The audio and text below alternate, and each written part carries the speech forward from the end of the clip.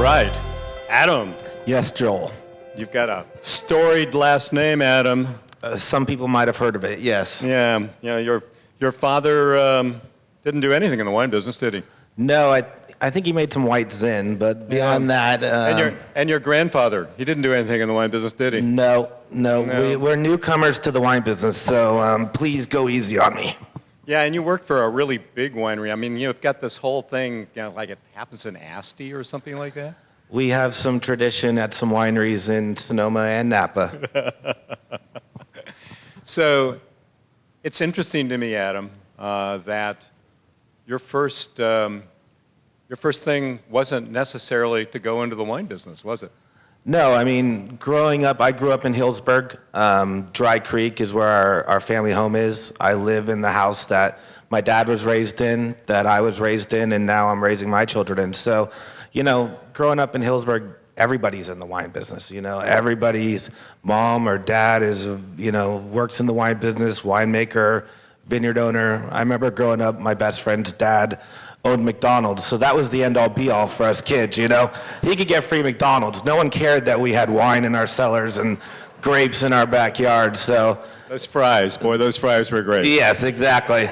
Especially when he tried to pay us back in McDonald's. But, being able to grow up in it and never being pushed on it and always being told whatever you do, just do your best, I actually never had an inkling that I was going to go into it. I went away, got into Davis, but also got into UCLA, and having acted in high school and having an interest in that, LA was a little bit more enticing than Davis, and went to UCLA and majored in acting and had some success down there, but quickly learned that it wasn't the business I was raised in. It wasn't a handshake business. It wasn't a friends and family business, which I still hope and still believe that our business is that. Obviously, it's changed a little bit, which you and I know. Oh, yeah. And came back. I had sugar sampled during my high school years for Souverain. Obviously, an umbrella of Behringer, Treasury, Foster's, whatever it is now. And when I came back, I called my dad and said, I'm ready to go to work. I'm tired of the school stuff. I'd finished school. I was tired of the fakeness in LA, and I knew Sbragia Family Vineyards was a realm and possibility, and knew if I wanted to have a chance of being a part of it, I needed to come home and really get my hands dirty. Your training actually is perfect for the wine business. Yeah, we do so much time presenting. Exactly. And we're on stage so often. So wine entertainment, you could probably qualify for being the only person who's been truly trained for your job. At least that part of your job. Exactly. Sometimes I think that's the only thing I'm trained for, but and I don't think that's true. So came back and so you really watched the the kind of the evolution of the wine business, because you did work, for some of the biggest names in the wine business. As they begin to evolve, from smaller organizations into really huge corporate organizations, right? Yeah, I was lucky enough, when I grew up, it was Uncle Behringer to me. It was a person. Before I knew it was a place, it was a person. And we were going here. Uncle Behringer was taking us there, and being able to either grow up. My grandfather. Our story is my great grandfather came over from Italy in the late 1800s. Worked at Asti, the old Italian Swiss colony, which later Behringer bought and is now owned by Gallo. And we have stories of him yelling down to the guy while he's topping a tank, quit shaking the ladder, quit shaking the ladder. And it was the 1906 earthquake, And then my grandfather was born in Dry Creek and tried to start a business, a winery with his brothers, but Prohibition and Depression hit, and that killed that dream for a lot of people. And then my dad was raised as a farmer's son and worked it was all prunes when we grew up. I still have the old prune dehydrator in the back of the house, and he was raised as a farmer's son and didn't want to do that, found out how long those rows could be, and went off and became a chemistry major and eventually got his master's degree from Fresno State, and says he was only able to get one job in 30 years, and that was winemaker for Behringer. And then I grew up on both sides, whether it was in the tractor with my grandfather in the old vine zins, or or over at Behringer playing on the crush pad and seeing what my dad did. So I quickly learned the turning wheel of the wine business and of the harvest, and that's pretty much the way my life works from very young to now. And so, really, you had early experience with Zinfandel because your family was kind of like always had their hands in Zinfandel. You know, we always say we went to Napa and made cab, but came home and drank Zin. I mean, there was always a barrel of that in the back of the barn. My grandfather and I, or my father and I, we always, you know, made the wine we wanted to drink at home, and we made it ourselves. The barrel was in the back of the barn. It was broken into way too early, as most Italians do. And that's what we drank at the table. You know, ever since I was young, I was able to drink wine at the table with my family, and then when you get older, it tastes bad, and then you get a little older, and then all of a sudden your parents are interesting, and you're sitting at the table a little longer, and you're asking for more. So I mean, Zinfandel for me was really what, you know, I knew as wine, what brought our family together, what I think brings a lot of family and friends together, and is really an experience enhancer, not just a food enhancer, and always taught that wine goes with food. Absolutely.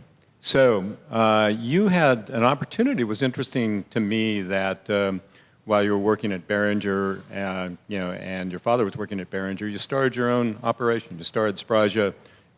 Really, custom crush there? Was that how that worked? Yeah, basically in 2001 we started custom crushing at Behringer, and I was lucky enough to be working at St. Clement with Aaron Pott.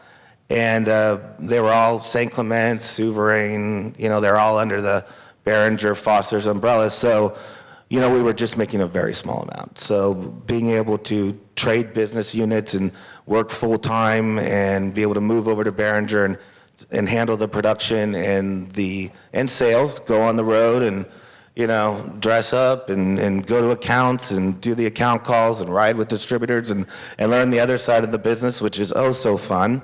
And basically continue my day job while running the production at Sbragia. So I worked at St. Clement with Aaron Pott until 2004 when they decided to move production out of there. Moved to Souverain with Ed Killian. Worked a little bit more with Zinfandel than just Cabernet and Napa grapes. And then when they sold to Coppola in 2005, end of 2005, I moved to Behringer, and we had enough that I was controlling all Sbragia production there. And then in 2006, we were lucky enough to find a great facility in our own backyard in Dry Creek. Got to shorten the commute a little bit, and we found our winery at the very end of Dry Creek. And so how much wine do you do now? We do about 10 to 15,000 cases. And how much is in? I'd say about 7,000, about half of it's Zinfandel. Half of it's in, yeah. Yeah, and we do all single vineyards. So, you know, I'm big on terroir, place, everything that goes into the manipulation of the grapes, including the growers and the pickers and the human aspect. I feel like it's been said up here, wine's grown in the vineyards and we're simply the caretakers. So I'm interested in your winemaking. When we were talking, you mentioned that everything goes into a vat. Lots of people spend a huge amount of time sorting grapes these days. I don't, but it was interesting to hear that Adam didn't either. You know, so how are you sure you're going to get what you want in that vat? Well, first of all, if I grow it, I'm taking it from Mother Nature and I'm not giving it back. So that's why one of the reasons I don't sort. But also I feel if you do your work in the vineyard and you have great growers, great pruners. I work with a great grower named Paul Bernier who I think has become pretty well known in the old vine Zin scene. Just came into the valley, you know, early on, was taught by a lot of the great old farmers, you know, a lot of the great old Italians. And, you know, works in sandals, is close to the earth, close to the vines. You know, dropping fruit in the vineyard, making sure that none of those raisins, as little of the raisins as possible, some of them get in, don't get in. And I just feel that all the part of the vineyard, all the fruit adds a characteristic to it. I don't want to pull out. Obviously, if I see a bunch of rotten grapes, I'm going to pull them out. But I like the flavors of everything. So the only optical sorter are your eyes. Exactly. And I can't afford an optical sorter. So. So, good Zinfandel. Let's talk about these two wines you have here. Well, I mean, and the vineyards. Yeah, exactly. The two wines I have are two of my single vineyards. The first one is our La Promesa vineyard, and these give a great example of the microclimates of Dry Creek. La Promesa is on the northern side of Dry Creek. It's a new vine zin. We acquired it when we bought the facility in 2006. Planted in 1999. The northern side of Dry Creek is the hotter side. On any given day, it can be 5 to 10 degrees hotter than the southern side, which we mentioned butts right up into Russian River. So hedge pruned, irrigated, so we're able to hopefully control a little bit more of the ripening, so it all ripens together. Unfortunately, I feel that old vines can weather first drought and heat spikes better because the vines go down. So this has a tendency to ripen, raisin a little bit more than our old vines, which you have to watch, especially last year. 50% of the crop almost ripened in raisined in 3 days. So both these wines, the next one, the Nonos, is named after my grandfather. Nonos is what you call your grandfather in Italian. I should both mention both these wines, 18 months, 60% new. The rest one used French oak, fermented in 5-ton fermenters. We pump over 3 to 4 times a day. I'm trying to extract as much as possible. The Nonos planted in 1957. That is a field blend. So that's 85% Zin, 10% Carignan, and 5% Petit Syrah. And I think that's really interesting because this vineyard wasn't planted until 1957, is that right? Exactly. And your father and your grandfather planted it. Yes. And they didn't plant it to 100% Zinfandel, which was sort of what was happening in California. All varieties were being separated. So, sounds very traditional. What was that about? Well, my grandfather, we're from Italy. We're from northern Italy, right outside the walled sea of Lucca. And obviously, he grew up drinking Primitivo, Chiantis, and the field blend, 85% Zin, 10 and 5 Carignan and 5% Petit Syrah, made a wine that was very much similar to the wines he drank in Italy.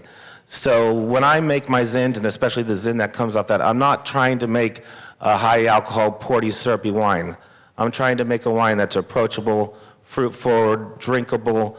Definitely, you get that cracked pepper, red fruit. Obviously, on the La Promesa, coming from the hotter side, you get a little bit more tannin structure, a little bit more black fruit. But the wine I grew up drinking, which is off the Nonos vine, and with the field blend, you get more of that elegance, more of that old world Italian style Zinfandel. And that's the wine that he knew he wanted to make for himself to drink with that barrel in the back of the barn, and that's the reason that he planted it that way. Salute to your grandfather for looking forward. Yeah, little did he know. He was looking backward and forward at the same time. And exactly, and like Eric said, the La Promesa is 100% Zin, but I blend in 5% Petit Syrah. I love Petit Syrah, one of my favorite varietals, and I think it goes great with Zinfandel, just adding a little bit of backbone and structure to it. So, Adam, I am so glad you're in the wine business and you're not in L.A. Me too. Yeah, that's fantastic. Great job. Thank you. Really appreciate the wines. Thank you very much. And love the story, all of it, all the way back to Asti.